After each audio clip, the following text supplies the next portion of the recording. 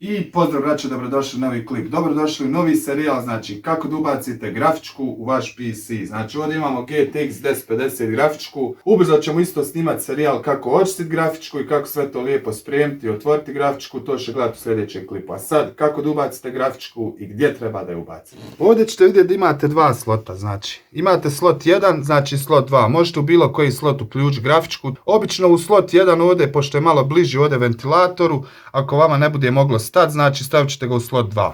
Ja ću se izabrati za slot 2, vidite ovdje kako lijepo izgleda zubovi i morate paziti kada ubacujete grafičku da ne polomite ove zubove. Na nekim matičnim pločama imat ćete ovdje u žabicu, tako da pricnite kako bi grafička lijepo legla, jer da ne biste polomili ovaj zub koji drži grafičku.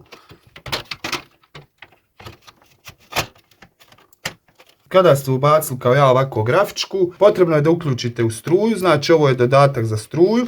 On će ići ovdje, to obično imaju malo jače grafičke, dok neke slabije neće imati potrebe za ovo, samo ćete morati uključiti u matičnu ploču. I sve što je ostalo još, da zavrnemo šaraf.